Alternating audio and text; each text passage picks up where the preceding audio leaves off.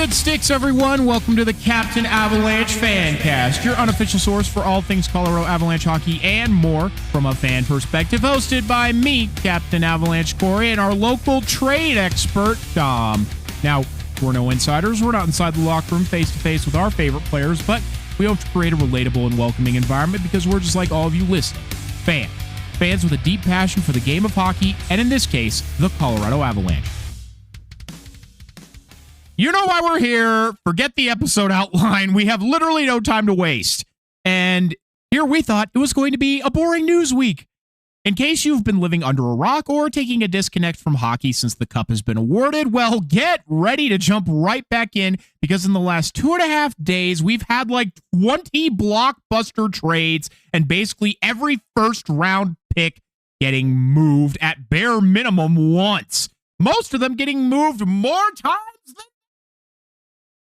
everyone has been complaining for moves like these, and now on a random Tuesday in June leading up to the drafts, NHL execs have left us with our mouths absolutely agape for both positive and, let's say, not so positive reasons. And we're going to explore each one today. Now, let it also be known that we're recording this episode on the evening of Wednesday, June 24th, and releasing it at 7:30 a.m. on Thursday, June 25th. There is a very high likelihood that if you are not listening to this episode right then and there when it goes live, there are going to be even more trades leading up to the draft with this activity that we've seen. So, if you're one of the folks who doesn't always catch our episodes on release day, and are wondering where trades X, Y, and Z are, we aren't quite yet at the capacity to be able to record at the drop of a hat when crazy trades occur, so this weekly episodic release is the best we can muster. We are going to have bullet points, but even I'm just going to have the cliff notes rather than my full thoughts because there's genuinely too much here to not just do an ad hoc of all of this insanity. But we've dilly-dallied long enough. It's time to talk about some trades. But first, if you like what we're doing here and you keep coming back, or this is your first time here and you're digging what the heck we're doing, even though we're technically in the off season now, and you haven't clicked that follow or subscribe button, whatever platform you are listening to us on, it would certainly mean a lot if you did. It would help us out immensely and would mean the world to us. So if you wouldn't mind doing that, as well as sharing this podcast, whether that is digitally or word of mouth, that is how more people know about what we're doing here. Tell your parakeet, tell your pet wombat, pet dolphin, and of course your grandma. That would mean a lot. But Dom, what do you think of all of this madness? It's better than March, honestly. It's Agreed. better than March. I love March Madness. I talk about the madness brackets. This is some real madness because it caught us completely off guard. That is why we love those tournaments where anything can happen, why we love the World Cup and are all back in Cape Verde on to the knockouts now. If you are watching, I know you feel the same way. But this is what we watch for. This is where we just have our butts either out of our seats or just sat down in them so deep because we're flabbergasted we can't move a muscle, just staring in disbelief. It's awesome. Also, quick clarification, that is 7:30 a.m. Mountain Time, I believe. So for all, if any of you are on the East Coast, you might already have trades Thursday morning with how this is going. Yes, thank you for the clarification. You are correct. But I mean, I truly, with the quality of this draft class, I truly thought, there's no way we see these first round picks being moved. I mean, even outside of the top 10, there are potential franchise players here. There are just lots of incredible young men and talent coming into the league this year. Obviously, some have committed to play at least a year in the collegiate system, but a lot of these guys are NHL ready. They're ready to go, and they're ready to hop in now. So, boy, oh boy, have I found it surprising that we have not just seen one or two high first round picks move, but several. So I am very curious to see the consequences of these actions. But we do have one, I don't want to say minor trade, but the less insane trade of all of this that kicked us off. Before we dive into the individual trades, something you said there, Corey, if I may, about the surprise of moving all these first round picks, because this is a highly touted draft class, right? We've talked about that a bit, and I know I offered a different take, so just offering the opinion up for everyone as well listening, just to see which one resonates more true with you. But I do wonder if it actually makes sense to see so many top picks moving. There's this divide in teams with how weak the free agency class is expected to be, how much players are projected to be overpaid with the cap going up. You kind of have to trade for players or go for picks. Getting caught in the middle is not a good situation to be in. There's going to be slim pickings. And so you want to either acquire picks and go after this draft, or you want to have NHL quality players now and trade your picks away to get that while you are in a window now. So it makes, on the one hand, it's insane to see those picks being moved in such a good draft class. But on the other, it makes a lot of sense for that reason. And, and also when you don't want to let guys get to free agency expecting how expensive they'll be, that's another reason too, which I think, Corey, is what you might say for this first one that you would talk about. Yeah, and I mean, I don't necessarily disagree with what you have said either. So, but yes, let's go ahead and move into this first trade, which happened all the way back on June 19th, and where we thought was going to be the biggest, move of the offseason. Boy, were we wrong. But this is the Tampa Bay acquiring the rights to Tampa Bay Lightning sending Darren Radish to the Toronto Maple Leafs, or the rights to sign him to the Toronto Maple Leafs for 2026 first round. Oh my God. This is off to Do you smell burnt toast? No, this is off to a terrible start. My goodness. Okay, everybody, we're gonna try that one more time here. The Tampa Bay Lightning have acquired a 2026 fifth round pick from the Toronto Maple Leafs. My God, for Darren Radish. Basically, the contract I remember seeing that the Lightning threw out at Darren Radish was, I believe, a 6x6, so 6 years by $6 million, which I don't think is an unreasonable contract for Darren Radish, even after having a record year. But I think everyone knew that Darren Radish was going to be in demand and that he would potentially get overpaid. Now, there's been some overpayments already in this offseason. However, I think it's too early to say if this is an overpay. It depends if he can replicate it. The problem is he's already 30 years old, and that's 8 years at $8.5 million. That's not as terrible given the fact that the cap is going up, but I mean, Darren Radish only has a 5-year NHL career with 143 points. Last season being an outlier, which included him doubling his typical shooting percentage of around 5% to over 10%. And I did some digging, and he actually had some outlier years in the OHL and the AHL as well, where he was still consistent, and he has shown that in the NHL as well, where, hold on, I can pull him up right now, where, he's had around 21 points that's penalty minutes, around 30 to 40 points as a defenseman, which is, very respectable over the course of the full season. Then obviously, last year he had a big breakout year at 70, which included 22 goals. Well, interestingly enough, when he was in the OHL with the Erie Otters, he was putting up between 40 and 50 points. Well, then suddenly in 2016-17, he had 81 points, which included 16 goals and 65 assists. But then once he made it to the AHL, he kind of dropped back off. And then suddenly, and which is probably what got him the call up to Tampa originally, he had basically a point per game with the Syracuse Crunch, 51 points in 50 games. But that was after, some up and down seasons where he bounced between the AHL and the NHL, but, mostly fairly standard numbers that Darren Radish has put up, where he'll have these big explosive years and then kind of regress back to the mean. So that's what I'm kind of worried about here for Toronto, especially because Darren Radish, and I'm not saying he was a merchant by any means. He ran the power play very well in Tampa, but if we recall, Toronto's power play last year was very bad. And, when you have Nikita Kucherov and Braden Point and Jake Gensel on your power play, I think it can help you facilitate more scoring opportunities. So that's my first little kind of spiel on Darren Radish here.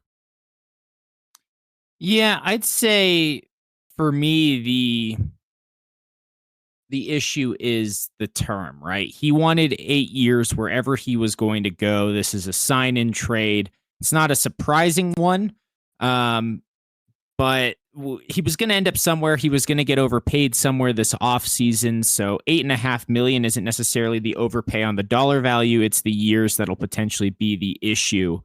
But that's the concern, right? Is if he does drop off in his mid 30s and then they're stuck with him for a few years, not so much the price of that, but just the spot on the roster. And so maybe we'll see just how much the salary cap goes up. This contract won't look bad at all. I think he also benefited this year from the Hedman injury. That why did he get so much time on the power play? Why did he have an up year? Because the true number one defenseman of the Tampa Bay Lightning was injured for such a significant portion and not able to go at 100%. So now he has that opportunity to, for the first time, I would say, in his career, that we could see if he is a consistent and capable number one defenseman where he could get those minutes night in, night out all season. Yeah, and I mean, in Toronto, he's gonna be that number one guy. Morgan Riley is on his way out. It's pretty publicly known at this point where he goes is kind of up in the air. He wants to go out west, but we'll see what ends up becoming of that. But I mean, yeah, that's the thing. It's like, okay, and that's been the case for a couple defensemen that have been traded this offseason, even more than a couple. Couple's only two. My grandma made sure I knew that. But a few defensemen that have been traded this offseason who view themselves as that number one guy on their team. So I think Toronto is obviously banking on the fact that Radish can replicate those results. Because, I mean, for me, that is getting paid like a, low-end number one defenseman these days. Not everybody is a Cale Makar or a Quinn Hughes or a Zach Werenski. But, I mean, they're still very capable defensemen. And, I mean, I don't want Darren Radish to fail, but I think given his history, he has these outlier years and then regresses. So I'm not terribly confident that he will replicate his results from last season, even though he will be elevated in Toronto. He also only had 2 points in the playoffs, I'd like to point out. And that's what the last thing I was going to say is I would agree because of the playoff performance. That's the best or most telling sign for me, is because of that playoff performance makes me have question just how much we can expect from him. So that was one trade. Now let's move into the one that we didn't know it at the time, but was going to kick everything off. So on June 21st, before everything kicked off on the 23rd, I believe, the Seattle Kraken acquired Mackie Samoskevich from the Florida Panthers for a 2026 first-round pick. That was Tampa Bay's 25th overall selection, and a conditional 2027 second-round pick, which is the higher of Winnipeg or Columbus's 2027 second-round pick. Now, what Seattle is banking on here as they add another middle six winger to, or sorry, is he a winger? Yes, winger to their fold here, is on Mackie Samaskevich's potential. And from all the scouting reports, really, Mackie Samaskevich does have, I think, more growing room. He's still young. He's still under contract for a while. Or no, sorry, he is an RFA, but obviously, the qualifying offer is not expensive. But Florida, they have roster spots that are already full, and it just didn't seem like Mackie Samoskevich was not part of their future plans. So, they acquire another first round selection for this year to go along with their ninth overall selection. I feel like this was a lot, though, regardless, for Seattle to give up for Mackie Samoskevich. Yes, it's a lower first round selection, but a first round selection for Mackie Samoskevich, that just felt a bit rich for me. Yeah, I would agree. It feels like yet another middle six potential forward going to Seattle. They're picking them up like Pokemon, and they keep getting more and more of them, and it doesn't answer the question, where is that top end talent? What is the thing that makes Seattle more than just meh? So, I don't know what that's going to be. I don't know who that's going to be, what that is, but once again, it just feels like same old from Seattle here. Yes, and I agree that Seattle just doesn't feel like they have a direction or an identity. It's like, who is this team trying to be? Like, if you point to some of the best teams in the league, you can, kind of identify what they are. Colorado, they're that speed kills kind of team. Fucking Anaheim and Utah, young running gun teams with big aspirations and big growing to do. Freaking, Florida will forecheck you to death. There's lots that you can say, and it's like you look at Seattle, and really the only identity they have is, and yet another middle six forward goes to the Seattle Kraken. But what we didn't know is that good old Bill Zito down in Florida, he was just collecting the first round picks. Why was he collecting the first round picks? Well, that's so he could send them all to the Ottawa Senators to acquire Brady Tkachuk. Not only did they send the 25th overall pick that they just acquired, they sent their own first round, 9th overall pick, and the 25th, and a 2029 first round pick, and a 2027 second round pick for Brady Tkachuk. Is Brady Tkachuk worth all of that? No, he is not. Is he worth that to Florida so he can come and play with his brother Matthew? Yes. I was not prepared at all. And what is so funny is Brady all the time would get so annoyed. I'm committed to Ottawa. I'm sick of these questions being asked of me. But now all of a sudden, everybody, all the Team USA guys just want to go and play together, which, Brady, of course, just wants to go and play with his fucking brother. And he's like, oh, I would have wanted to play in Florida, even if it weren't for Matthew. Bull fucking shit. Anyway, Dom, go ahead. Yeah, that's one in particular I don't buy that he would have wanted to go anyway. Yeah, that sounds like some real bullshit there. But are we surprised that Brady Tkachuk is full of shit? I mean, he's full of a lot.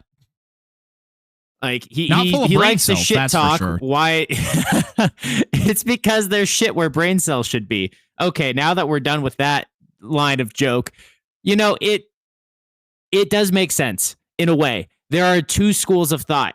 You have this, I want to be with my team and be loyal, and we're going to build from the ground up, and I want to beat that team that's super good and super annoying.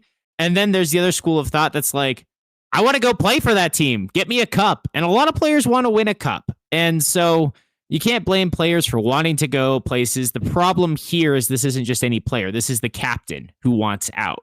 This is the captain abandoning his franchise and basically just going AWOL and acting like we shouldn't judge him for that. So that's more of the issue I have with it, is if he's not the captain, he's just another guy. He's another rat in this league. Ooga booga. No big deal. But since he was carrying that title of captain, it hits that much harder. As far as where he wanted to go, everybody wants to go to Florida, Vegas, or Minnesota, it seems like. especially the Team USA guys. So I get it. You all won a gold medal together. You have that chemistry, but the NHL just doesn't work that way. So we'll see how it continues to play out. But there's a lot of different factors and interesting things going on, especially with forcing trade negotiations as well. A lot of players taking advantage of and using their no move clauses to their benefit. Which, it's tough because they do have the right to that. And I think it's fair that players have that because, you don't want to just have your whole family uprooted without your approval. And that's why they negotiate it into their contracts. And it's the general managers who make that ultimate decision to allow them to put that in their contracts to keep that player around. So I don't necessarily think that's the problem. And I mean, what is annoying me, though, is the NHL, unlike other sports leagues, has always had a better culture of loyalty of players to their franchises. And I mean, to an extent, we're kind of seeing both, where the reason this free agent market is so weak this year is because, players are choosing to stay with their franchises, which I think is a good thing. I'm glad that, franchises are just like, yeah, we're just going to keep our guys. But then somehow on the flip side, we're seeing players jumping ship through the trade market instead. And it's unfortunate because I agree, where it just feels like Brady is jumping ship on Ottawa, who was on the up and up and had the potential of becoming a very good team here in the next few years. And I don't know if this totally sets them back per se, because I would argue that Brady wasn't even the best player on that team. I would say that it's probably Stützle. But I don't like how it reflects negatively on that culture of loyalty. Now, am I saying that a player has to stay with a franchise if he's unhappy? No. But it doesn't feel like that's the case. You know what I mean? It doesn't feel like, oh, I'm leaving because I'm unhappy. I'm leaving because I liked playing with Team USA, and now I want to try and make a super team with my big brother in the Florida Panthers. So, but I mean, good for Florida. It makes them better today, and that top 9 is really legit. I mean, I won't argue that. But man, Florida hasn't had their own first-round pick since 2021 when they drafted Mackie Samoskevich, who is no longer on their team. So, I mean, this window for Florida is very finite. Is very finite because you see how old some of these guys are. It's not going to last forever. But my ultimate question, and I mean, I got into a conversation that I didn't engage with too much the other day because they were pretty biased, but I wonder what this makes for the goaltending situation for them. Because yes, they still have $7 million. That's well and good, but you have to sign 2 goaltenders, and you have a bunch of RFAs that you need to sign. So it's not all sunshine and rainbows just yet, even though, your top 9 is amazing. You got to have somebody in the net. Right. And that's the real question there. It's okay. You have a top 9. That's cool. Who is going to stop the puck? So it's a super team on the one hand.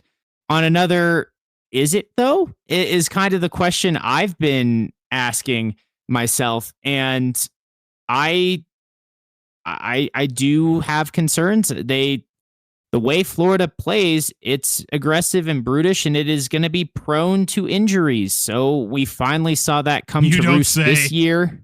So, who's to say that it doesn't happen again next year and it all comes crashing down, especially with the age. I like this trade for Ottawa because I don't think Brady Tkachuk was providing them the value they needed. He wasn't playing or leading like a captain. He wasn't putting up points when it mattered most. So in the playoffs, right, he was virtually useless. He was pointless. So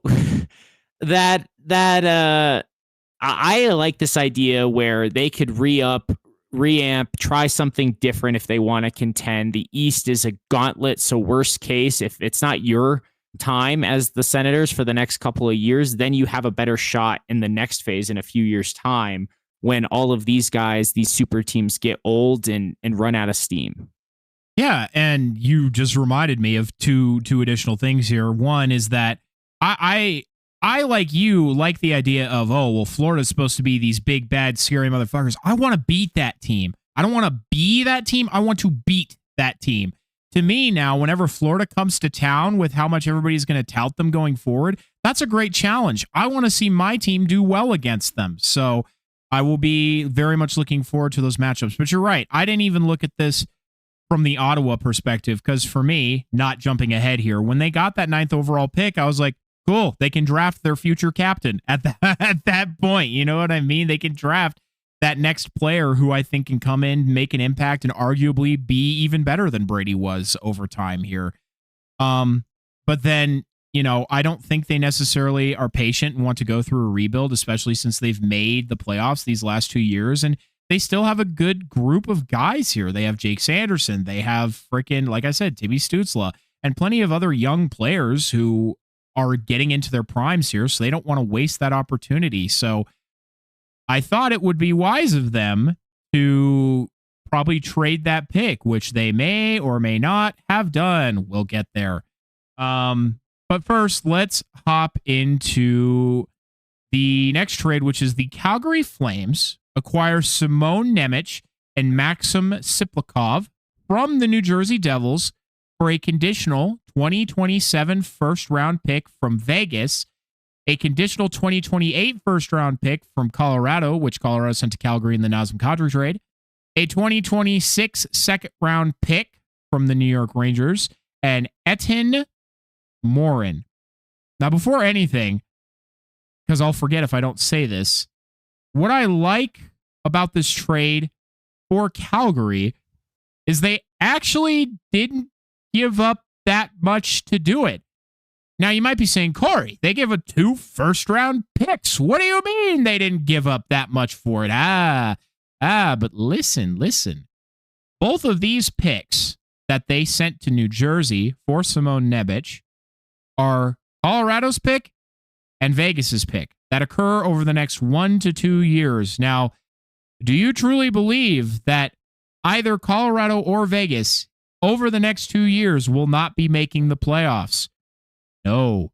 Meaning that those picks are going to likely be in the 20s. So, and even more likely is that they're even lower than that in the mid-20s, with deep runs being abound. And the best part for Calgary is if for whatever reason, if Colorado and Vegas drop off the face of the earth, the picks are top 10 protected, meaning that they go back to Calgary anyway if the pick is in the top 10. So Calgary, I think, did very well for themselves to acquire an excellent young player who wants more opportunity and really not give up that much to do it, and they still have plenty of assets for themselves. But, Dom, that leads me to this question. Simon Nemec, he is a young defenseman with a ton of upside that clearly teams have seen.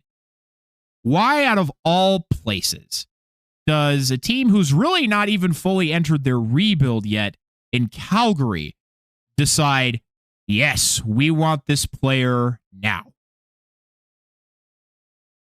Well, Calgary is such an interesting one, right?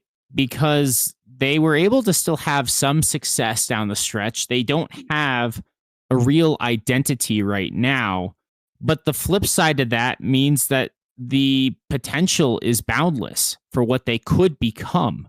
And when you're a rebuilding team, a young defenseman who it's been well known he wanted out from New Jersey, or maybe not well known, but highly speculated that he would want out from New Jersey. Now he's got a chance to play more minutes, get more experience. And like you said, they protected the picks. They have a piece to build around. And the picks they did give up are going to be late first round, or New York is maybe mid second round, right? So I do think they did well here to get an RFA, have team control, get him signed. Yes, there's some risk, obviously, of he'll be an RFA another year from now, right? Or is it this right now he's an RFA? He's an RFA right now. Okay. So you're obviously taking on the risk of determining or making sure he signs that next contract. But other than that, you are showing an interest in the player. which should hopefully mean he shows an interest in you as well, especially if he's going to get more minutes. You're going to have control over that contract, be able to match. You have plenty of salary cap space. I like this move for Calgary. I also like it for New. I don't know what they were doing. Like, Simon Nemec is going to be a good player, and he didn't get enough minutes over the last few years. I don't know why, but he really didn't. And if the Devils don't want prospects, they're going to have to do something in the future. They're in that no man's land as well. So I don't know how the Devils could win this trade. I think they're just getting something for an asset that was probably leaving. And the number of first rounders is comparable to what they project that they would have to be compensated with from a team with an offer sheet. Yeah. And I think that's a fair point there. And I mean, the other good part is, Calgary also acquires Siplikov, who was another guy who just kind of got buried in New Jersey's system, who is not terribly old yet. He's only 27. So, I mean, he's just a nice depth addition to that right wing side. But I mean, what's great about Simon Nemec is he's one of those defensemen who we were talking about who feels that he has that, top pair potential in his mind. And who knows, maybe he does. That remains to be seen. But the good part is Calgary also has, Zane Parekh in a young defenseman. So put them side by side and let them grow and learn together if that's what they choose to be. I think the biggest hurdle right now is getting Nemec signed to a contract that doesn't make you want to vomit, because Nemec thinks he's worthy of a lot, and he hasn't really had the opportunity to prove it. So, and I mean, sometimes if you give the player the money and then they end up outperforming that contract, a la Jack Hughes, you look like a genius. You look like a genius. But if you give them that money and they don't, then it can be hard to move that contract, i.e. Darnell Nurse or Jonathan Huberdeau. So we'll see what Calgary ends up doing here. They obviously have the money to spend to, I think, take that risk. But again, only time will tell. You don't know right now. Yeah, and I think that's a theme that we're going to continue to see is with how limited this free agency is going to be. We are going to see, and with the cap rising, right? GMs have all this extra money. They're going to be more likely to spend it, whether or not they should. They're going to spend it in all likelihood. So some of these players are going to get contracts where you are taking a chance on the potential. And I personally wanted Simon Nemec to come to the Sharks if possible. So I see the value in this player, but I would understand that why others wouldn't or would see more of the risk associated with it as well. Yeah, but I mean, overall, I think Calgary is a great place for Nemec to prove himself and to show what he believes to be true about himself and his ability. Now, we were talking before about how the Ottawa Senators would be wise to perhaps send away that 9th overall pick. Well, little did we know, Big Money Mike, GMMG, would find a way to bring that pick into his own office, and that was through sending out William Eklund, Kasper Halttunen, and Brandon Svoboda for that 9th overall pick to the Ottawa Senators. Now, before I hand it to you, I just need to say real quickly, because I was reminded of this, that, goddamn it, it's just so cute that Fabian Zetterlund and William Eklund get to play together again. The two best friends are reunited, and Zetterlund was literally talking about how they get to spend Christmas together, and that just warmed my heart. But anyway, Dom, I will let you go ahead and take the reins on this one. Yeah, I think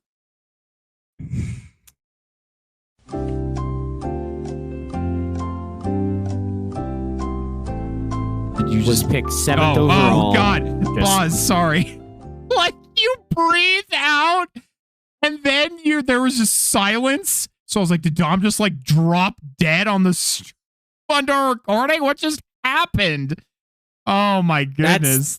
That's was horrific. the pause for emotion. But see, you came back in like in the middle of your sentence, so clearly we lost you there for a second. But please restart your thoughts on good old Eki here. Well, he was the first player in this rebuild. He was taken 5 years ago, 7th overall in 2021. So he was taken before the rebuild was a full rebuild even. So it is interesting that he could be considered one of the last holdovers from the prior era. He was supposed to be one of the core tenets of this new era, but let's be honest, he was not going to be a top line winger. He was looking at middle 6 minutes, and honestly, depending on how you look at it, I looked at him as being on the Sharks' third line. So I do think to some degree it was a little. I like the move for both teams, I think, ultimately. I love that he gets to play with his best friend again. I know how much he and Zetterlund were both crushed by that trade with Ottawa last year, and now they can be reunited. I think with Brady Tkachuk being moved, he can be expecting to be on that second line with just the shuffling of the lines in Ottawa. Ottawa needs wingers. He's a winger. I love the haul to get 9th overall. He was originally a 7th overall pick. He hasn't really shown a point per game ceiling as yet in his career. And with the amount of talent that the Sharks have on their roster, I don't know if he would have ever gotten to a point per game. So the fact that we could recoup that value, get the 9th overall pick, it does feel like a win-win because there's just so many prospects. There's so much talent in San Jose's pool. I mean, Kasper Halttunen, who went with him as well in this trade to Ottawa, he was picked, I think it was 35 or 36 overall a couple years ago as a winger. And there's just, again, too many talented pieces. It's not like we were giving up Quentin Musty or Philip Bistet, right? Those are considered the top wingers or the top prospects currently still sitting in the AHL pool. So I like this trade. You get wingers and still work on the timeline with Ottawa's age range. And quite simply put, now we are opened up to draft Stenberg at number 2 overall, take best player available, hands down, has a higher ceiling, and will play on that top line with Macklin Celebrini. Also, now you're not worried about where Graf fits in the lineup. That opens up another slot. So if Stenberg goes on the top line, Graf can be on that second line with Chernyshov and Misa potentially. Of course, you still have Sherwood, who could be a good checking line with Wenberg and Toffoli. Like, I see a great top 9 here if that goes according to plan.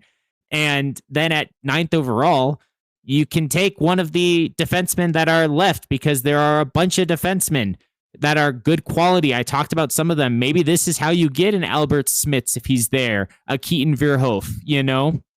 I don't think Carson Corrales will fall that far, but the Sharks can still get both Stenberg and a top defensive prospect to help their team.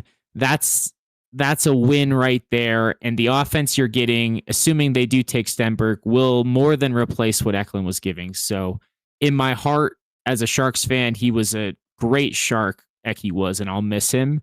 But from a business perspective, GMMG cooked here, and I see this as a win-win for both teams. Yes, I 100% agree. And I would just like to say that I feel like I did kind of predict this last week when I hope I said this on the show. Obviously, I said it to you, but I was talking about, trading possibly Nichushkin for Eklund, something like that. And I just had seen Eklund with all the guys that you have as kind of the odd one out amongst the team. And obviously that ended up being the case, but to then kind of thin out your very full depth pool to then, get another asset that you can either use or spend however you want to improve your team, I think is great. And I agree that I think this is a signal that they are going to go with Stenberg. And I can't lie that I think that is going to be the better choice here. I think Stenberg is going to be very, very, very, very good. And it's argued that he may even be better than McKenna is going to be. So I think that's the right choice. I think you're making your like Nathan McKinnon, Miko Rantanen combo. And for now, foregoing your like Nathan McKinnon, Cale Makar combo. But there's not anything saying that you couldn't, come back to that at a different point. Now, again, this is why I'm not the GM. What I personally think the Sharks should do is keep that 2nd and 9th pick. I truly think using that 2nd on Stenberg and that 9th on whatever the best defenseman still available is, I think that is the way to go. Unless, the deal of a lifetime comes along and you're getting traded like Connor McDavid and Leon Draisaitl in one, I would keep those picks personally, just because you've got them now. You might as well, I think, use them in this draft pool that I once again think is very good. But obviously, GMMG has been getting calls all over the place and may or may not have dangled that 9th overall pick already in a potential trade. Here's what I really wonder, though, is he said that he's been still getting calls about that 2nd overall pick because people want Stenberg, obviously. And he said he got one that gave him pause. That was very interesting. And I really want to know what that was. But obviously, we'll never know unless it happens. Right. We won't know for certain until it happens. I agree, right? This is the chance to get best player available and still fill a need on the blue line. I'm open to moving it, obviously, if there's an NHL current and ready player. I don't know how I feel. The 9th. Okay. The 9th. If we're moving the 2nd, we better be getting multiple pieces enough to compensate. Multiple NHL quality players that are young and fitting with this core for the long term. So what I had seen is the postulation, the theory of the 9th being a starting point or part of a deal for someone like a Hronek, who's only 27 in Vancouver. I didn't know he was that young. A full rebuild. Yeah, I didn't know either. I think that's what it feels like he's been around for forever. Dang, that's crazy. Actually, sorry, he's 28, not 27. But God still, forbid.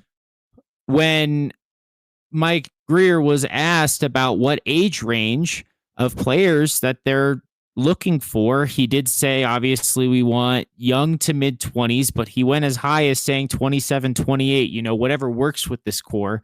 He signed at a reasonable amount of just over $7 million for a few years.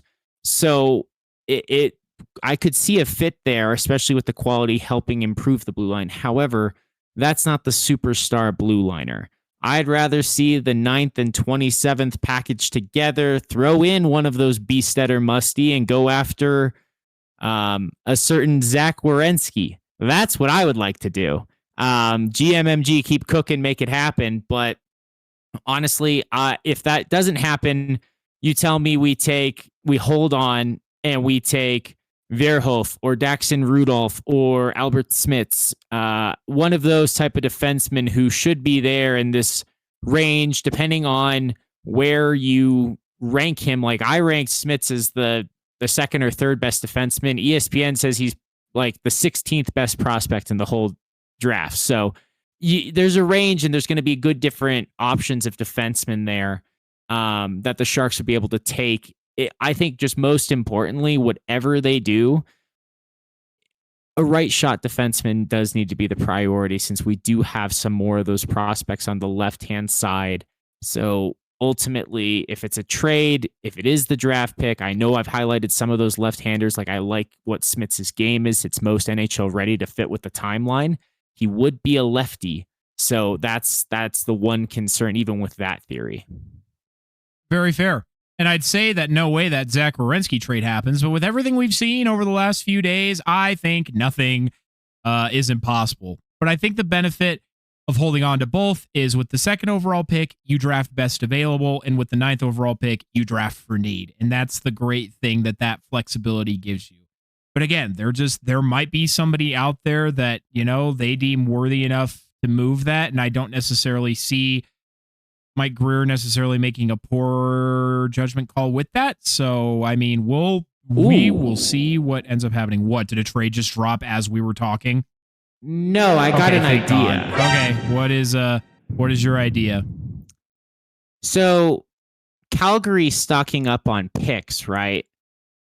What if the Sharks move 9 and 27 to go up 3 spots to 6th? And then have really, maybe Chase Reed is gone, but maybe still have a shot at Carell's, or they could move all the way up to the Rangers slot at 5 potentially, because who knows what the Rangers want and need. What if you package 9 and 27, move up? I mean, maybe you go all the way up to Vancouver's spot at 3, and you pick back to back, and you just take both, and you get Chase Reed and you get Stenberg. That would be stupid and awesome. That would be best player available and need for both picks all in one bag. I want that. Vancouver, pick up the phone when Greer offers you 9 and 27 for 3. We're not going to take. We'll throw in a prospect. Yeah, seriously, not a bad thought, but that would be hooey. I think there would be more given than just the 9th and 27th, but interesting, hopeful idea, that's for sure. Before we move on to the next trade, unrelated to literally anything, I saw this and it made me laugh. With Kesselring likely being paired with Sam Dickinson, that pair is now the Dick Ring pair. Anyway. Oh, brother, this guy stinks! You're welcome. They'd be a tall pair with Kesselring's got a heavy shot. I don't know. I think right now Dickinson would be on the top pair since Orlov can play on the right-hand side. I would think that's the top pair. And then the likely second pairing would be Kesselring with Cagnoni, so he can be the more stay-at-home defenseman and Cagnoni can get his offense going. Or I still like the idea of Kesselring and Mook Madulin as both RFAs. That would just be a massive blue line pairing. But the Dick Ring pairing is hard to ignore. Exactly. You can't ignore it. Now, on to our next trade. This was also a trade that I think everybody foresaw. We just didn't know what it was going to end up being, and I think ultimately everybody ends up happy. Maybe. We'll see. The Washington Capitals acquired Jordan Kyrou from the St. Louis Blues for Connor McMichael, Milton Gastrin, and a 2026 first-round pick at number 16. This has brought St. Louis to 4 first-round picks this year, which include the 11th, 15th, and 16th, opening up the possibility to draft the Ruck twins if they decide to hold on to it, and the 29th. Oh boy, but that's not all. That brings St. Louis's grand total number of picks in this draft to 13. St. Louis has 13 picks in one of the best draft classes we've seen in years. St. Louis isn't even going to have to do a rebuild. They're just going to build their entire roster through this. They're going to be insane in the next 2 years. But yeah, just funny stuff here. What I think is fun, at the very least, about this trade is, in my mind, both Connor McMichael and Jordan Kyrou are unproven for different reasons. McMichael is unproven because he still has that youth to him. He's only 25. And I mean, he goes right down the middle, so nice center depth. Obviously, a slightly younger replacement for the 28-year-old Kyrou. But in 315 games, McMichael has 154 points, so nothing terrible. A little under a half a point per game, so that's pretty good. But now it's like, can McMichael continue to elevate himself? And then you have Kyrou, who's been a consistent 30-goal scorer up until recently, who faced a lot of scrutiny on his last team. And you wonder, okay, well, can he get back to that now, being in a new environment of Washington, who we're not done making moves, but we'll get there. Yeah, I mean, Kyrou was able to prove himself enough to get the 8x8 contract, right? Or 8.125, right? For the per year. And then he did drop off. So I don't know if he's unproven or I'm saying it's more like, can he prove he can get back there? Because it's unproven if he can. That's what I'm getting at. Sure. That's fair. I see this as low risk for St. Louis, right? You pick up extra assets, extra picks, you get another young player to help if you are rebuilding. I think their time will be more in 5 years than 2 years, just because those are going to be middle picks. I was exaggerating I'm with somewhat, being a bit hyperbolic.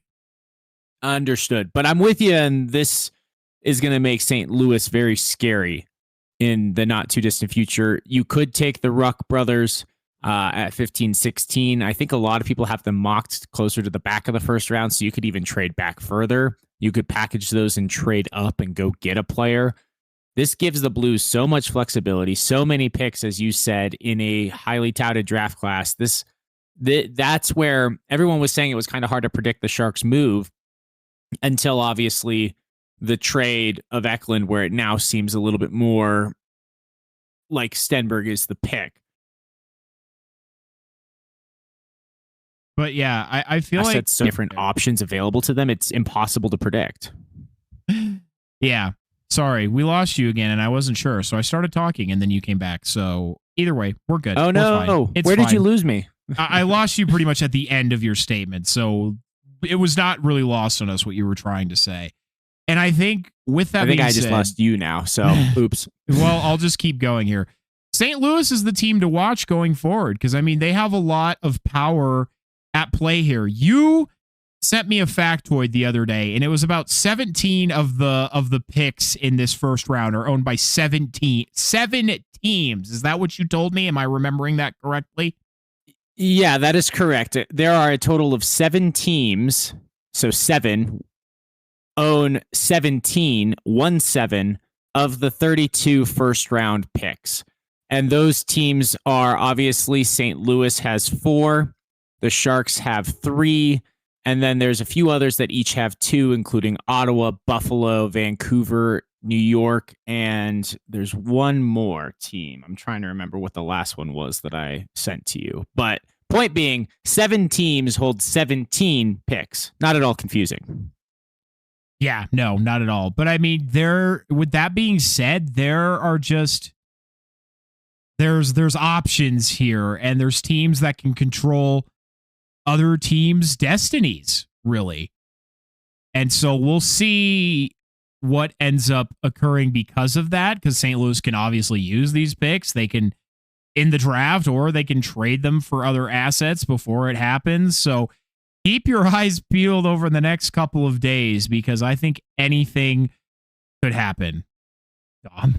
Are we now ready to get to my simultaneous favorite and least favorite trade of our events so far? Yeah, let's talk about a gross overpay. Yeah. I just want to say, before I say anything else, I know Kevin Adams technically built the Buffalo Sabres that ended up going on this run, but I have to give credit to Jarmo Kekalainen, who has now come in and is really starting to work.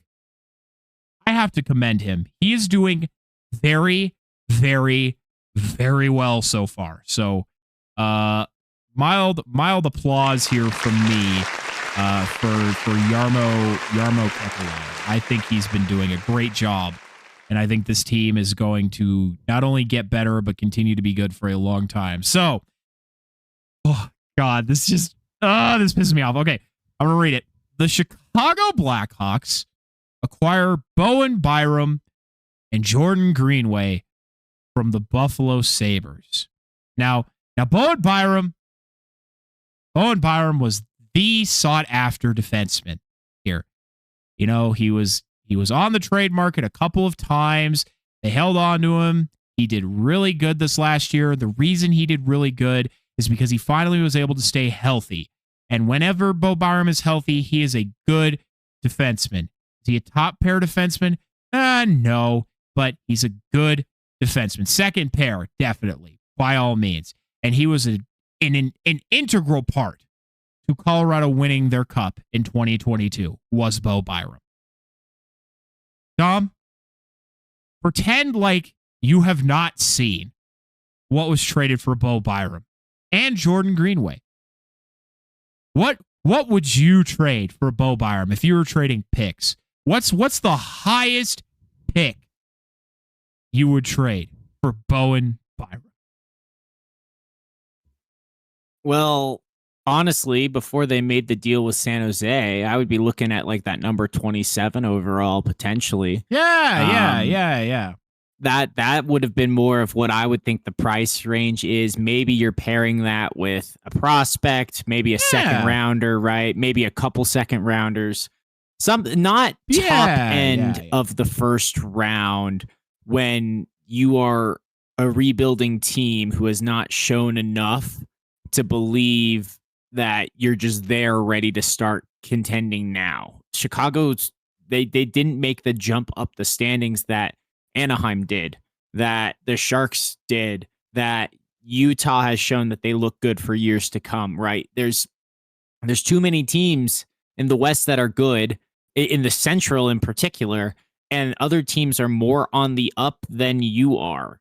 So you're not the team to be going all in right now, Chicago. I'm sorry, you're just not. Right, exactly. I mean, I think you could argue Bo Byram's worth like a low first round pick. Yeah, absolutely. Like a first round pick, totally. But you definitely wouldn't give up not only a pick in the top 5, but your only pick in this draft in the first round, right? You wouldn't do that, right? Well, Kyle Davidson did.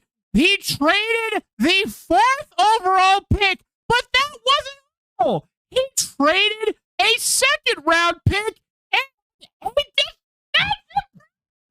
defensive prospect, Louis Crevier. Kyle. Bo Byram was traded 1-for-1 for Casey Middlestat by Colorado. Casey Middlestat is not a bad player, but I think retrospectively, you would have rather had Bo Byram if you were Colorado.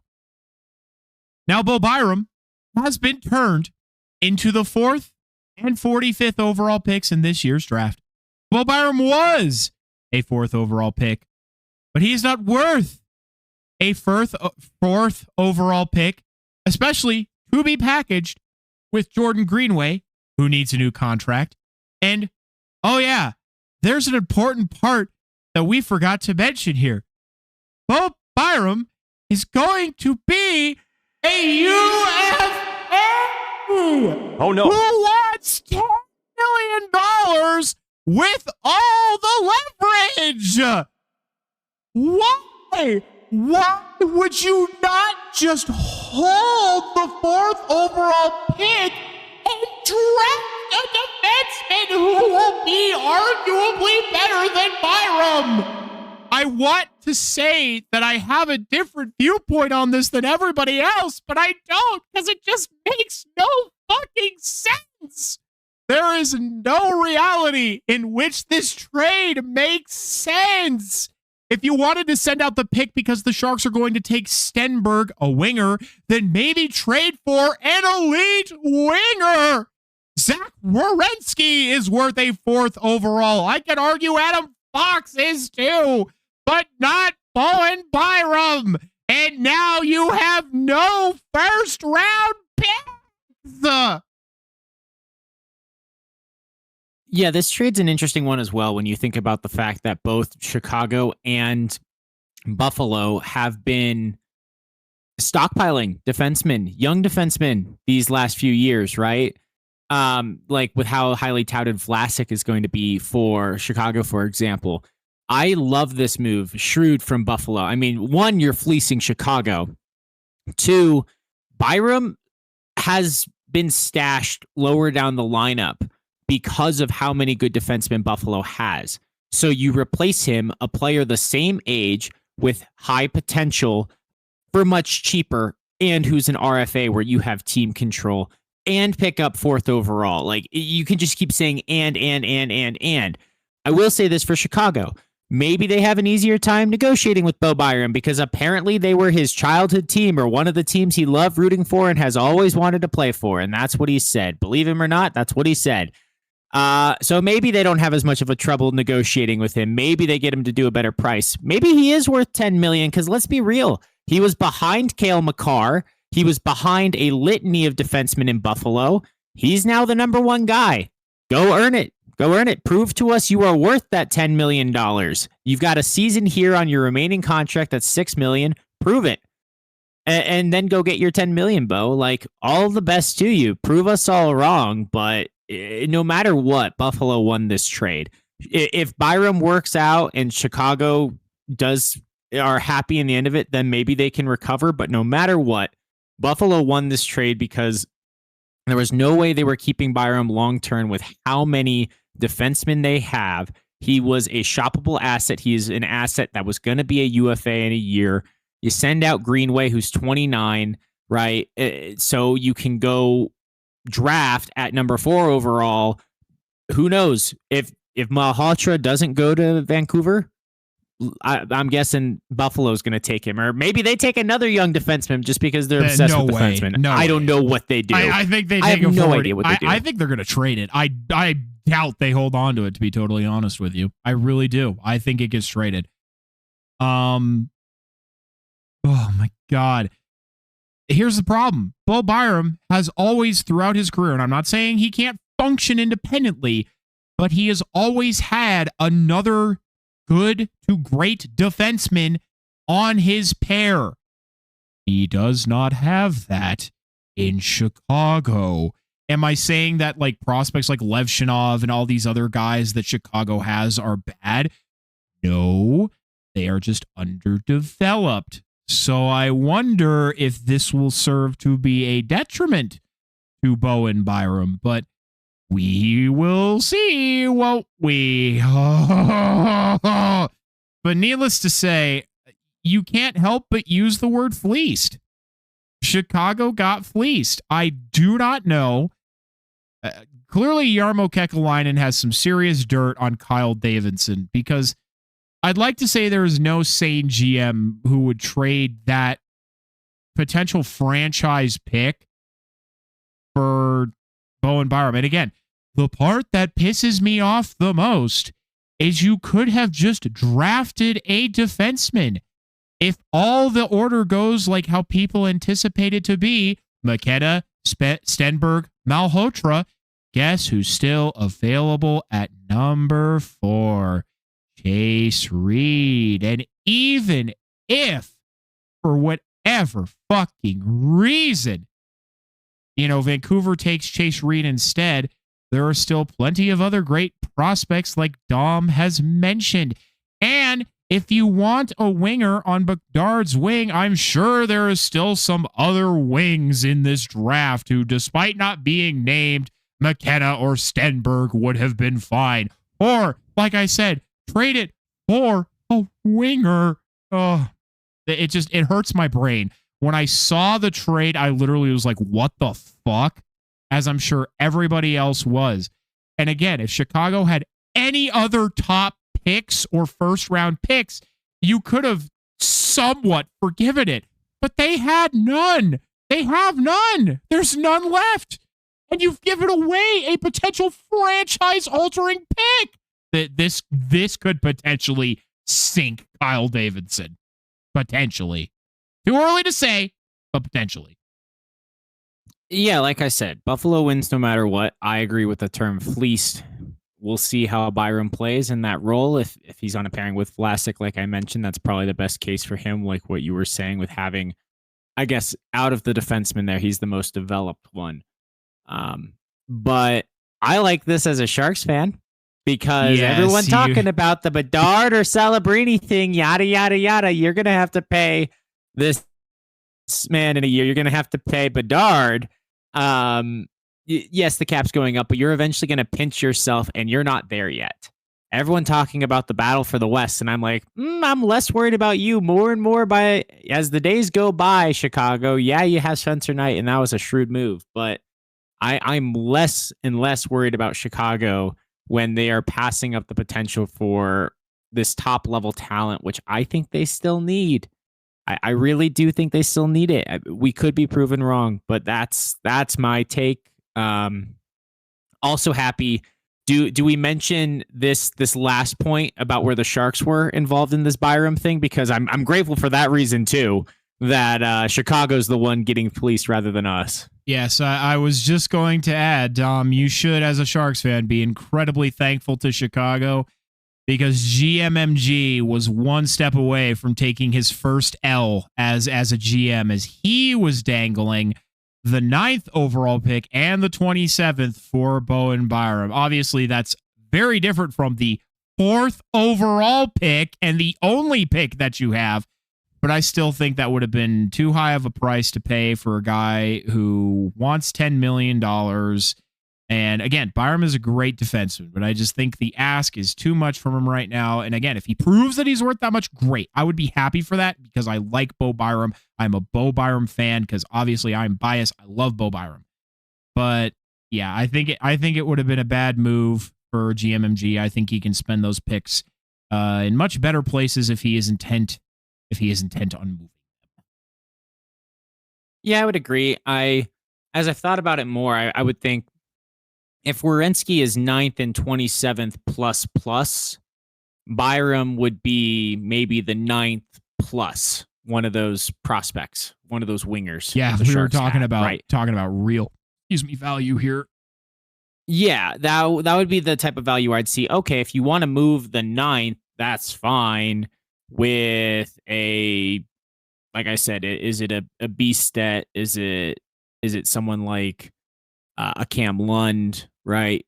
Quentin Musty, who, yes, they have this potential. Yes, they're super young. Maybe we don't want to move off of them yet, but we're going to start running out of space soon on our forwards. So if we get a top defenseman, get him signed for the long term, alrighty, I'm good with that. But I still like the option of picking at 9 overall, or the options with what we could package to go get an even better defenseman out there. So very happy that Chicago's the one getting fleeced, like I said, and not my San Jose Sharks. Yes, and I think the ultimate interesting part about all of these trades that have happened is Colorado has been inadvertently involved in quite a few of them. Because Casey Middlestat has landed the Buffalo Sabres the 4th and 45th overall pick, and that wasn't even Colorado's doing. You know what I mean? But because Colorado sent Byram to Buffalo, that's what ended up happening. So, God, I guess I wish we would have held on to Byram because that could have been us. But there are other picks throughout this. I believe one of the St. Louis picks that they have or have been sent was a Colorado pick. Couple other picks throughout, like in the Nemec deal, there was a Colorado pick in there. So Colorado's kind of all over some of these. So it's just interesting how that has all kind of worked out just inadvertently. But those are what we thought was going to be the end of our trades. Well, we were fucking wrong. We did get 2 more today, and like I said, there is a high probability that we see a few more before Friday, and I am all for it, man.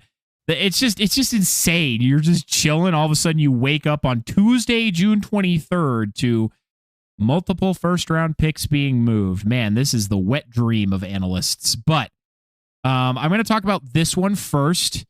And the other big thing for Buffalo was signing or not signing Alex Tuch. Well, they have gone the not signing route and have instead done a sign-and trade. And what was traded to Buffalo was the 2027 third-round pick, which is actually San Jose's pick, interestingly enough for you there, Dom, and David Camp, so another depth forward for the Sabres, for Alex Tuch, which I think was a wise choice for them.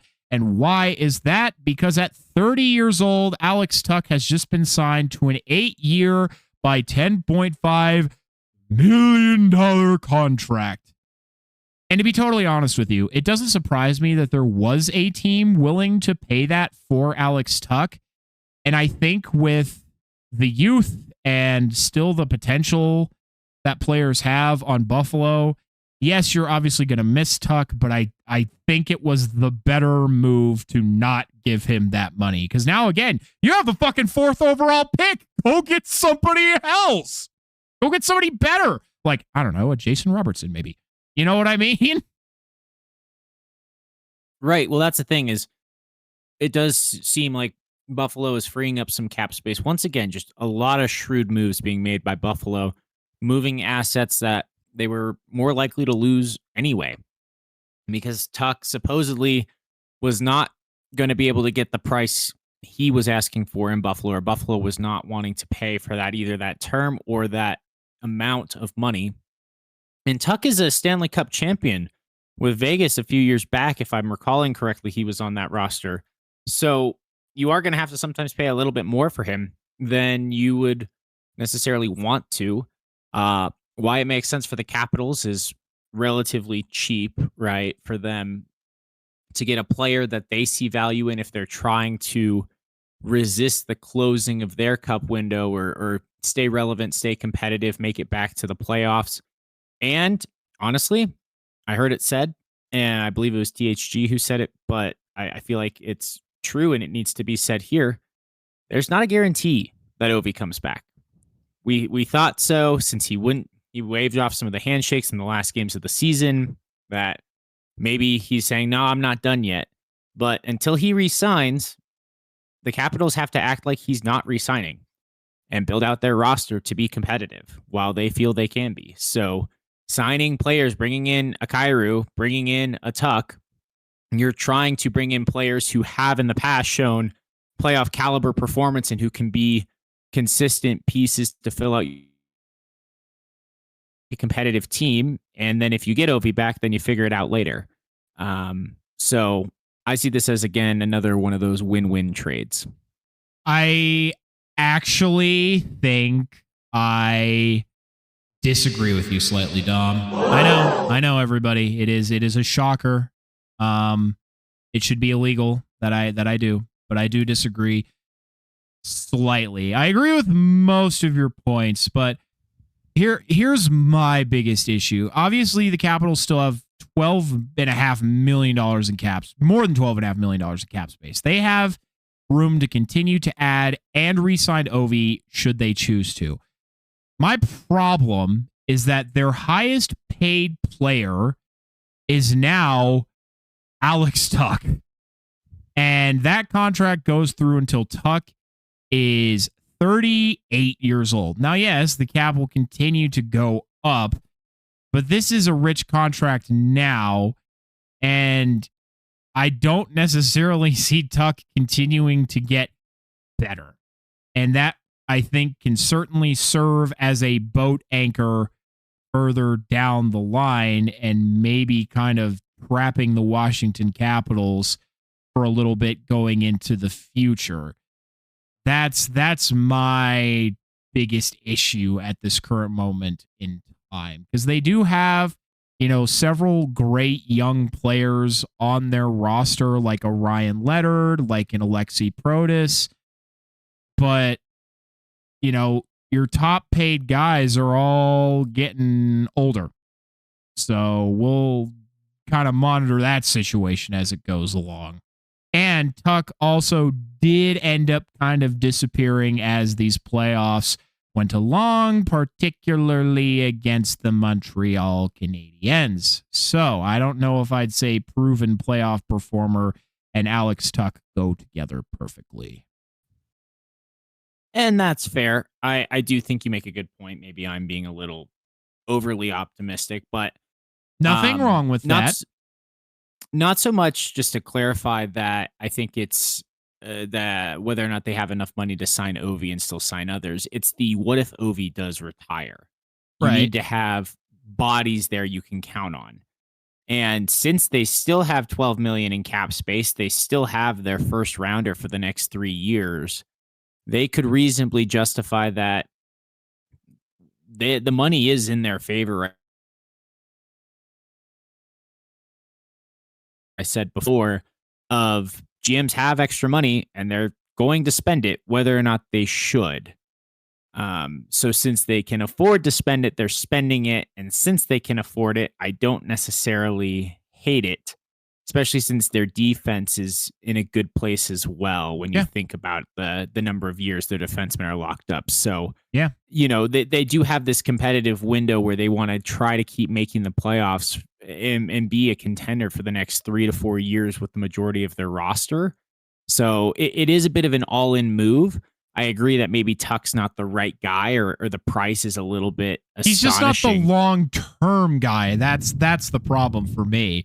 Not only do you have him, locked up for $10 million, but it's $10 million for 8 years. Right. And that's just where, for a team that's aging and already in their contention mode, they're more willing to take the risk than a Buffalo that is younger and on the come up, where they don't want to be locked in when they want more flexibility years down the line. The Capitals are banking on, we'll bite that bullet down the line if we can get a cup win in the next 3 years. And who knows, maybe the salary cap will go up enough that it doesn't matter.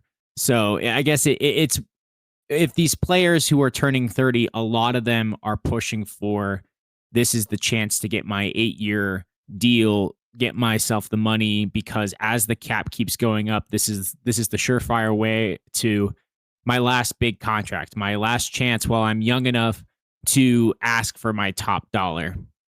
And so when we're seeing players go for this, I guess it makes more sense that the Capitals can more afford to take that risk or justify that than Buffalo can, because somebody was probably going to do that with the situation, how free agency is, how weak it is again. So coming back to that, we're going to see these players in trades and in free agency in general get overpaid this offseason. Oh, yeah. The overpays have certainly started. But yeah, I don't think anybody is invalid here, especially not me. I'm right all the time and I'm never wrong. Isn't that right, Dom? That's right, he says. Yes, anyway. Yep, you know it. But we do have one more trade today, and it, of course, involves your Colorado Avalanche. So, to not necessarily anybody's surprise, here is how it reads. The Nashville Predators acquire Jack Drury, Chase Bradley, and a 2029 third-round pick from the Colorado Avalanche for Fedor Svechkov and Zachary Leroux. Now, I'm going to be totally honest with you guys. I did thankfully have a little bit of time before the show tonight to kind of dig into it a little bit, to kind of, look at it. I don't love this trade, but I don't hate it either. And, it's not because I feel like the Colorado Avalanche got fleeced or anything like that. I don't think it was unfair value here. What is disappointing is obviously, they couldn't find a way to keep Jack Drury. Jack Drury, I loved his face-off ability. He had a nice scoring touch. He, was a good penalty killer. He had good chemistry with the lower lines. But Jack Drury desires to be paid like a third-line center. When on the Colorado Avalanche, he is and will be a fourth-line center. Colorado Avalanche still have plenty of center depth, which is great. But, the more the merrier.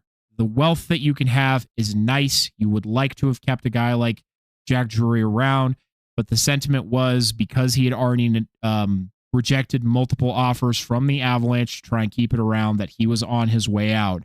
What I thought was going to happen is that he was going to get offer sheeted, and the Avalanche were going to get the picks from that and then flip the picks. However, that is not what ended up happening. They took care of the business early, and Chris McFarland has once again taken players from his old team, which is just funny because every bit of business he has made so far has all been with the Avalanche. So good for him, I guess.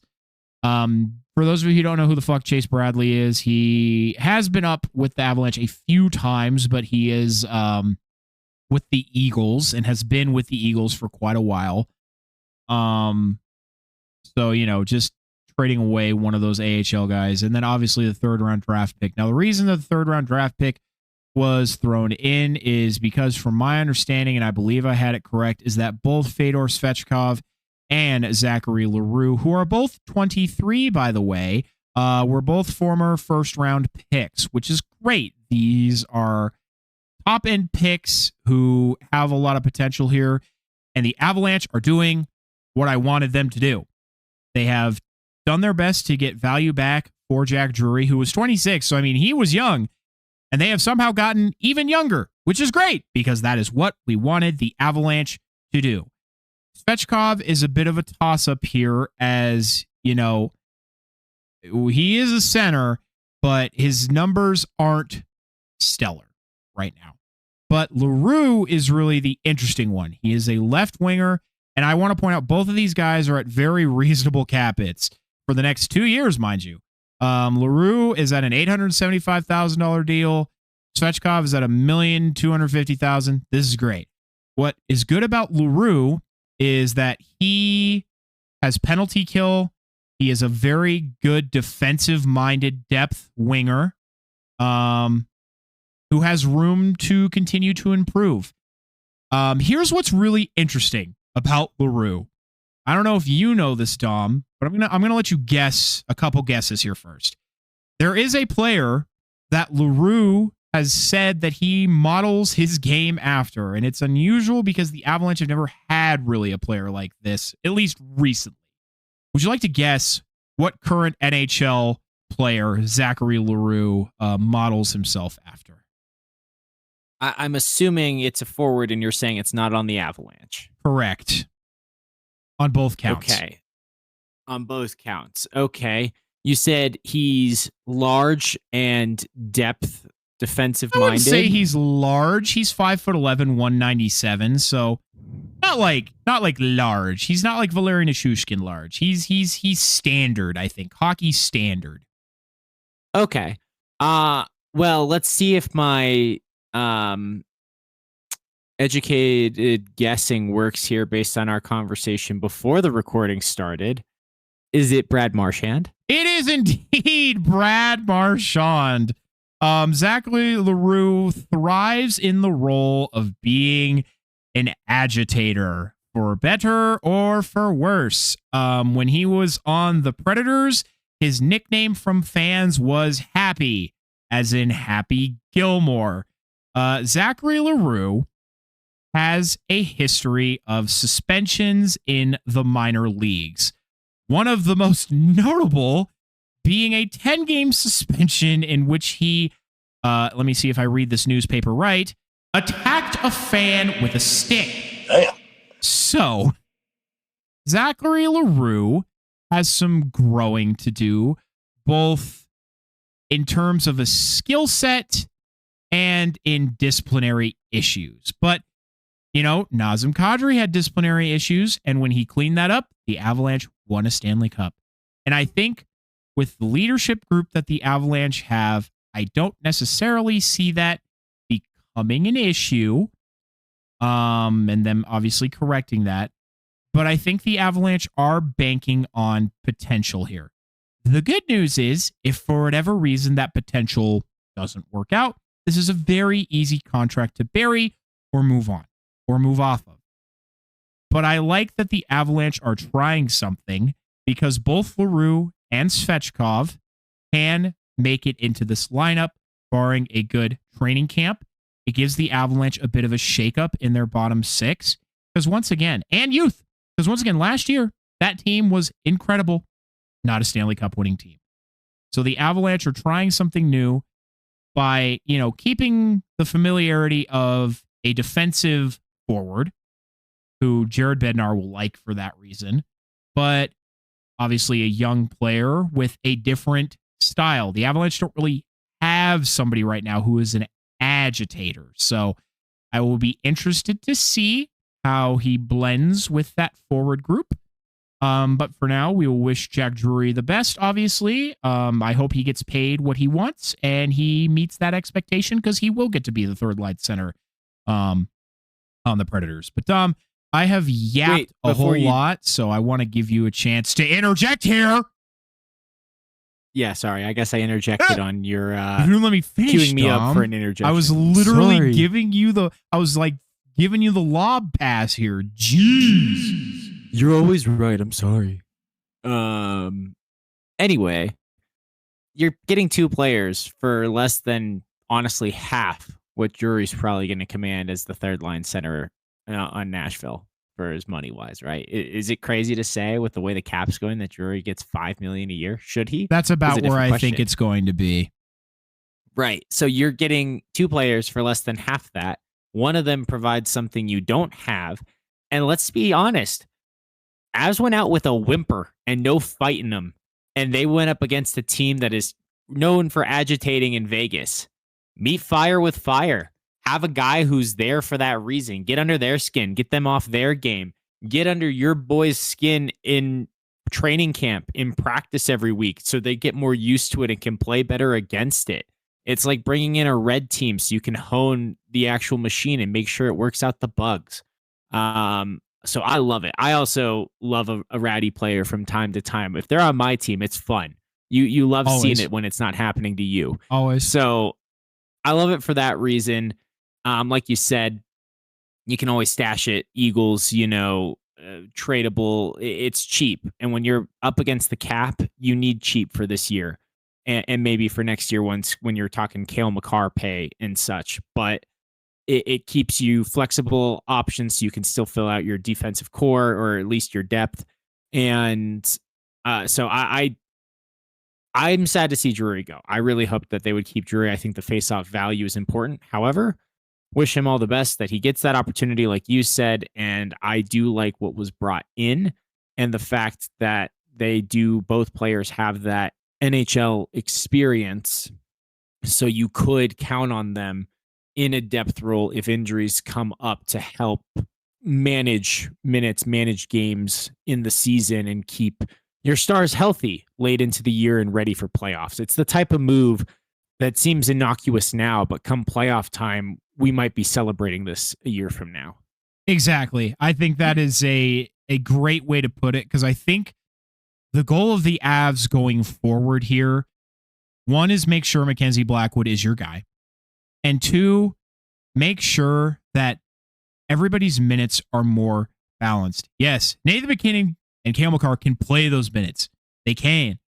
But when push comes to shove, you want to win a Stanley Cup.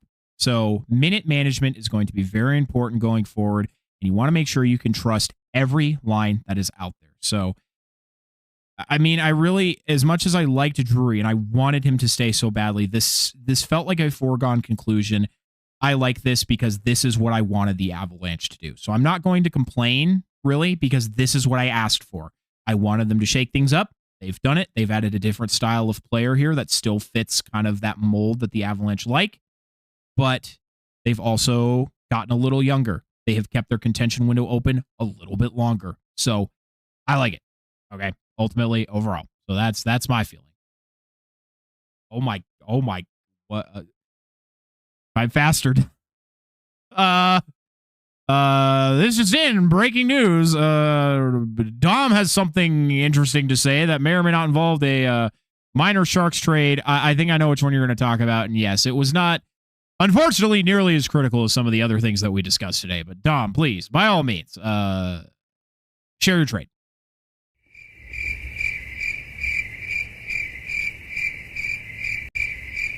Hello? Dom, are you there? Dom, have we lost Dom? Is there a Dom in the building? Dom is officially Okay, here. there. Dom, I don't know how Dom muted himself, but Dom managed to mute himself while he was typing. So, well, put that one in the fun oopsies bucket. But yes, just as like that final note with Drury, it didn't work this year. Something was bound to break.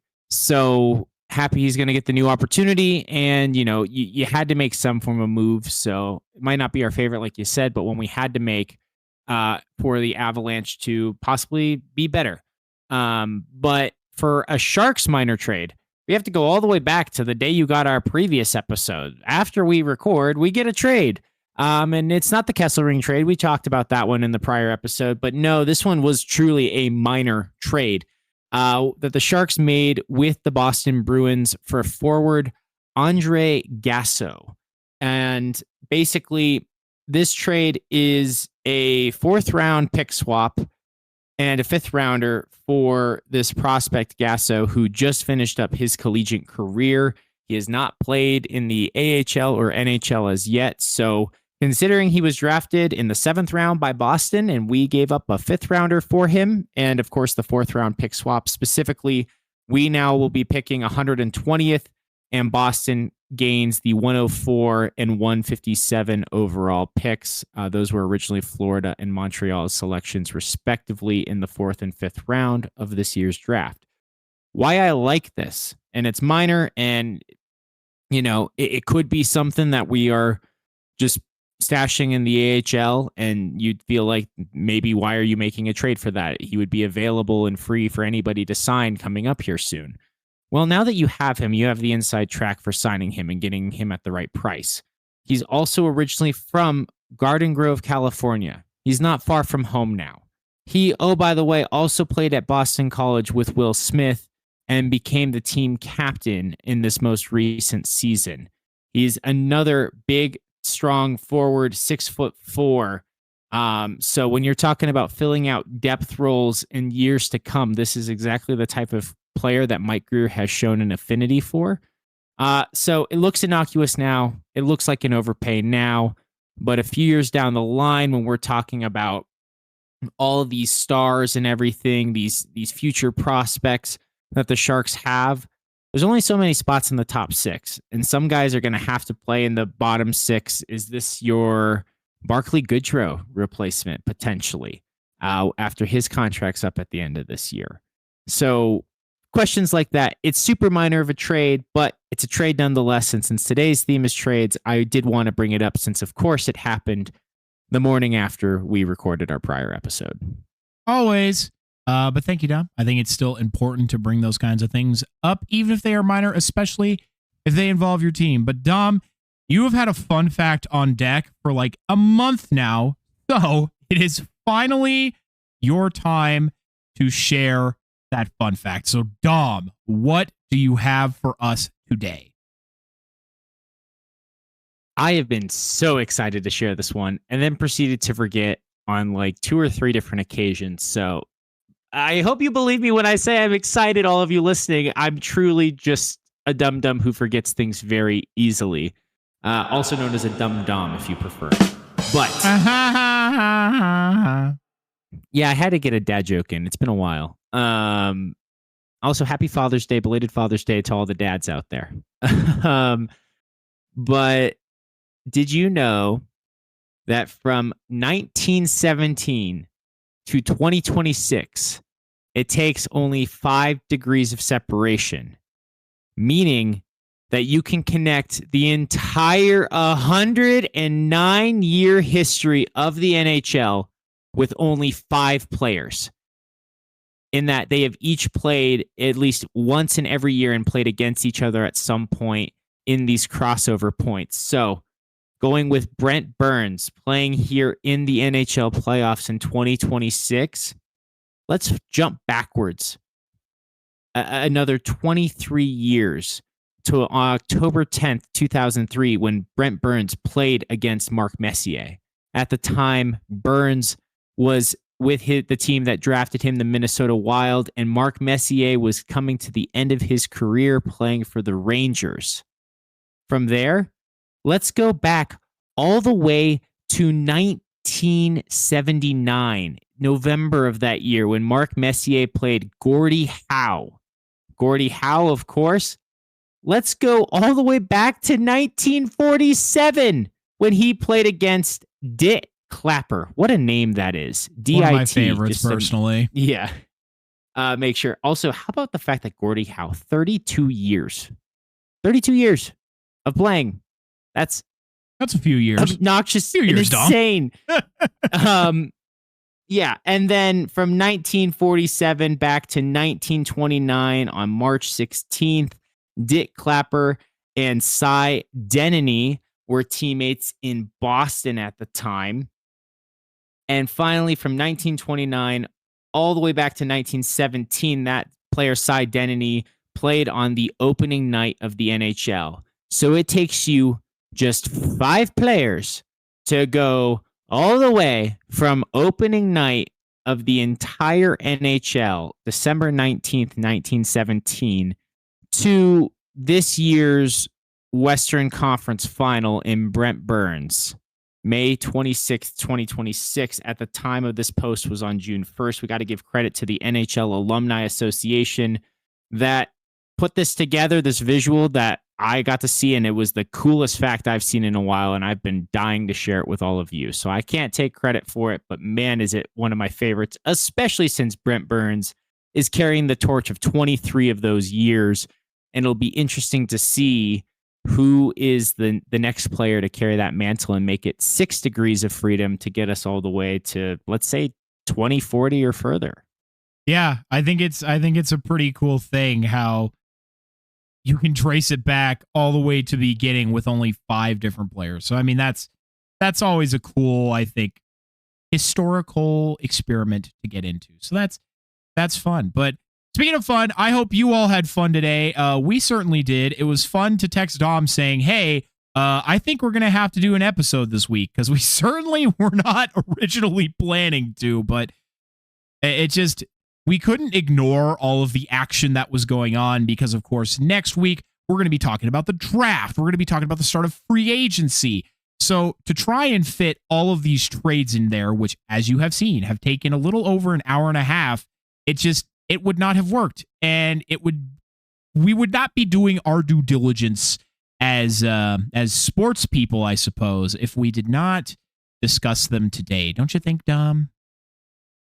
I would agree. We thought there was enough, and clearly with our ability to jabber on, it was enough to give you a near full-length episode, maybe not quite a full-length one, but enough content that we didn't want to rush. We wanted to actually be able to discuss these trades, bring them to you, and talk about them with just as much excitement as we intend to talk about the draft on Friday. So when you're getting to this, the draft's tomorrow night, so don't forget to watch that, or don't, because sometimes it's boring as all heck, but I'll be watching because the Sharks have 3 picks, so I'll be sure to bring the news for everyone. And then, of course, free agency the next day that we record, Wednesday the 1st, so we might not even catch it all. We might have to squeeze another episode in there at some point, but excited that we get to have all these big things coming up to talk about, and glad we could adjust the plan and bring you an extra episode this week to talk about all these trades. It's really fun to have this much action happening, and I feel like it's been very rare compared to prior years, Corey.